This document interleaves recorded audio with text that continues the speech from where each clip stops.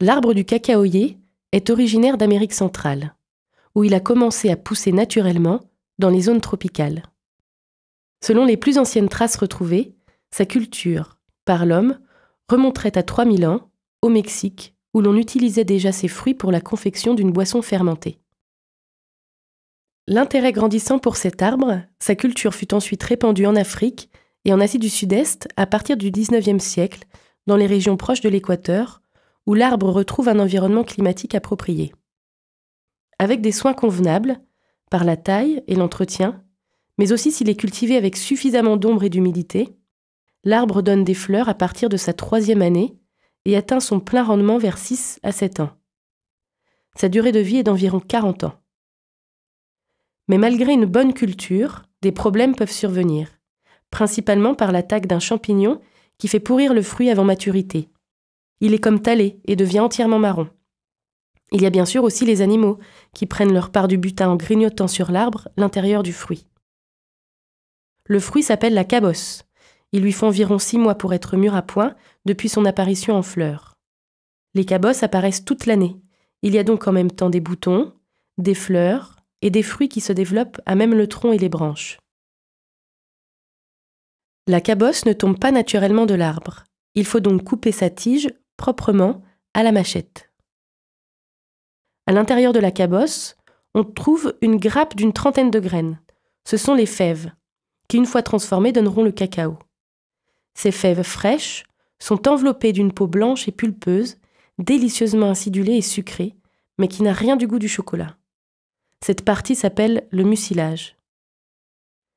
L'intérieur de la graine est violet, plus ou moins foncé en fonction de la variété de l'arbre. En effet, il y a différentes variétés de cacaoyer, regroupées sous le terme général de Théobroma cacao, qui signifie en grec la nourriture des dieux. On différencie ces variétés par la forme et la couleur des cabosses.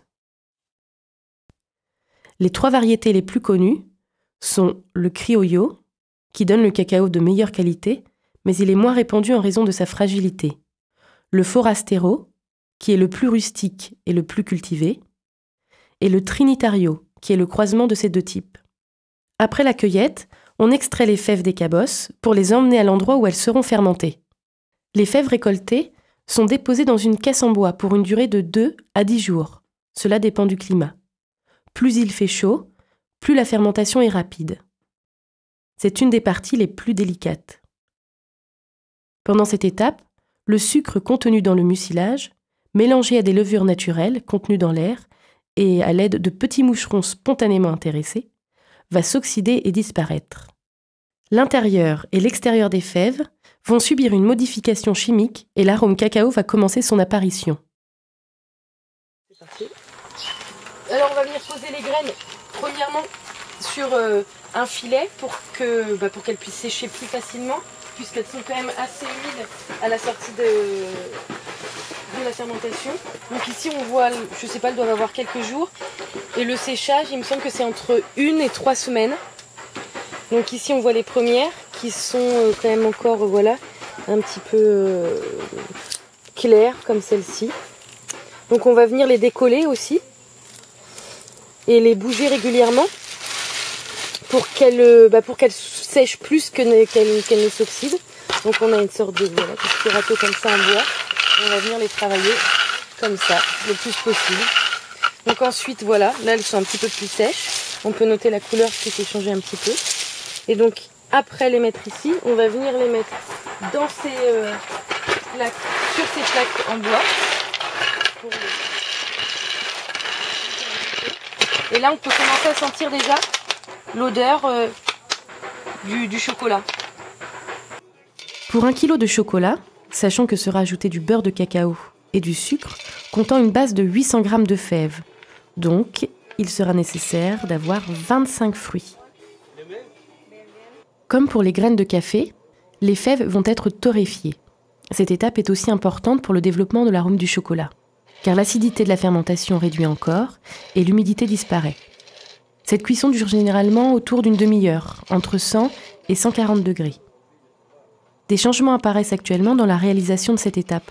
On cherche de plus en plus à préserver les vertus médicinales du cacao en réduisant la torréfaction, voire en l'éliminant parfois. Après la torréfaction, la peau est légèrement grillée et il est ainsi plus commode de l'enlever. La graine est décortiquée, soit à la main ou par concassage pour de plus grandes quantités. Les graines torréfiées, débarrassées de leur peau, vont maintenant être broyées, avec un moulin à main ou à bicyclette, ou avec des machines bien plus grosses. C'est alors qu'apparaît la pâte de cacao. On peut l'utiliser pour extraire le beurre de cacao en la passant dans une presse. La matière sèche restante servira alors à faire le cacao en poudre. Ou on peut l'affiner directement en machine en y ajoutant du sucre et du beurre de cacao supplémentaire pour faire le chocolat. La pâte sera alors broyée pendant une trentaine d'heures par des meules en pierre. L'aspect granuleux sera réduit au maximum pour former une matière lisse et liquide. À ce stade, le travail n'est pas encore terminé. Une fois raffiné, il faut encore le tempérer pour que le passage de l'état liquide à l'état solide se passe bien.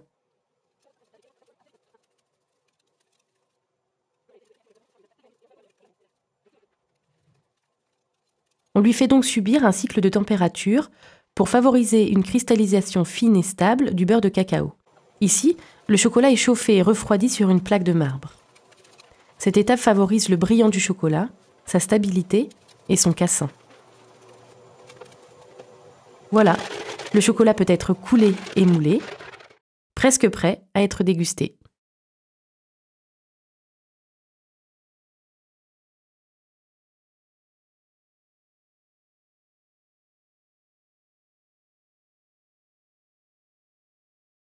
Y quería agradecer a toda la familia de la Iguana Chocolate y todo el pueblo de Mastatal con mucho amor y pura vida.